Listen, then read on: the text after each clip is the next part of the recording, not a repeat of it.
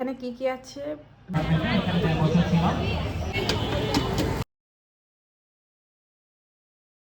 প্রিয়জনের প্রতি স্পেশাল কিছু করলে যেমন ভালোবাসাটা প্রকাশ পায়, তার চেয়ে বেশি প্রকাশ পায় নিজে ভালো লাগাটা।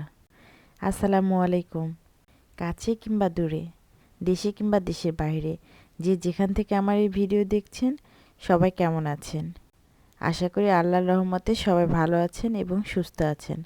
আলহামদুলিল্লাহ, আমিও আমার পরিবারের সবাই ভালো আছি।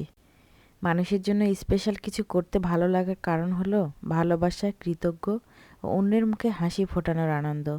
বিশেষ করে পরিবার, বন্ধু, প্রিয়জন এবং অসহায় মানুষ বা সমাজের জন্য নিঃস্বার্থভাবে কাজ করার যে অনুভূতিটা আসে, তা অন্য কোথাও আসে না। এটি একটি মানবিক গুণ, যা সম্পর্ককে গভীর করে তোলে। আমরা গৃহিণীরা তো আর অর্থ দিয়ে কাউকে সাহায্য করতে পারবো না, তাই স্পেশাল পার্সনের জন্য স্পেশালভাবে কিছু করলে সেটার যে আনন্দটা, সেই আনন্দটা হয়তো বা অন্য কিছুতে নেই। তাই স্বামীর জন্য একটু স্পেশালভাবে পুডিং বানাচ্ছিল। আসলে বাসাতেও কয়েকদিন থেকে বানানো হয়নি, আর ওর বাবাও খেতে যাচ্ছিল, তাই মনে করলাম বানিয়ে ফেলি। আর বর্তমান যুগের সাথে সাথে তো আমাদেরকে তাল মিলিয়ে চলতে হবে। আর ট্রেন্ডিংয়ের যুগে ট্রেন্ডিং কিছু ফলো না করলে তো হয় না। তাই কিছু আইটেম ফলো করছিলাম। ফেসবুক, ইউটিউবে সব জায়গায় তো এখন দেখা যাচ্ছে কাঁচা শাক সবজি সিদ্ধ করে খাওয়া। তো ভাবছিলাম একটু আমিও ট্রাই না করলে হয়। আমি তো আপনাদেরকে আগেই বলেছি আমি সবজি খেতে খুব ভালোবাসি। আর ফ্রাইডেতে মানুষ কি খায়? ছুটির দিনে গরুর মাংস, রোস্ট, কোরমা, পোলাও। আর আমার বাসায় হয় শাক সবজি, ডাল। আমার কাছে কোরমা পোলাও রান্না করতে যে টাইমটা মনে হয় কম লাগে, শাক সবজি রান্না করতে আমার কাছে বেশি লাগে। কারণ শাক সবজি বাছা, ধোয়া এগুলোতে যে টাইমটা লাগে, মাছ মাংস তার তেমন টাইম লাগে না। কারণ সেগুলো আমি ধুয়ে বেছে পরিষ্কার করে ফ্রিজে রেখে দেই। শুধু বের করা আর রান্না করা। সব রেডি করে মেয়ে তো পুডিং দেখে খাওয়ার জন্য বায়না শুরু করে দিয়েছে, তাই আবার মনে করলাম ওকে একটু খাওয়াই নেই। ছেলেটা আমার পুডিংটা তেমন পছন্দ করে না। ও বলে যে আম্মু আমার খেতে ভালো লাগে না, কিন্তু মেয়ে খুব খেতে পছন্দ করে। ওকে খাওয়াচ্ছিলাম আর বলছিলাম যে আম্মু কেমন হয়েছে বলো তো। ও তো ছোট মানুষ, ও তো কিছু বলতে পারে না, তাই হাসছিল। আমি বলছিলাম মজা লাগছে, বলছে মজা। যাই হোক, ও সুন্দর করে পুডিংটা খাচ্ছিল। আসলে বাচ্চারা যদি কোনো কিছু খায় না, মনের একটা আনন্দ কাজ করে। আমি হাত দিয়ে দেখাই দিচ্ছিলাম, তাই ও ট্রাই করছিল যে কিভাবে করবে, কিন্তু ও তো ওরকম করতে পারছিল না। যাক, মাশাল্লাহ, ও ভালোভাবে পুডিংটা শেষ করেছিল।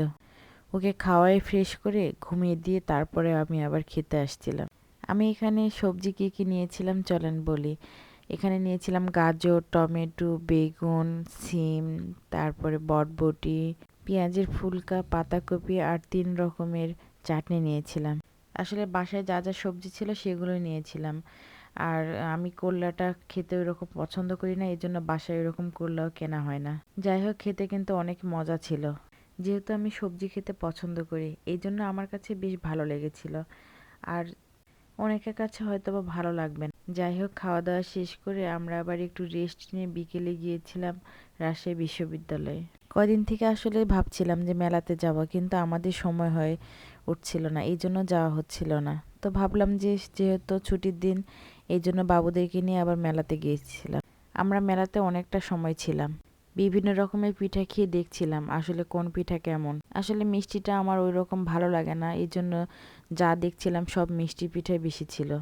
আর কোনো জায়গাতে গিয়ে আমরা এক জিনিস দুইটা নিব সেটা করি না।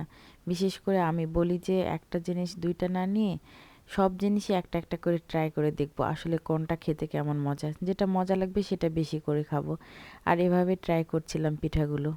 আর যেহেতু পাশে ফাঁকা মাঠ, বাবুরাও একটু খেলাধুলা করছিল।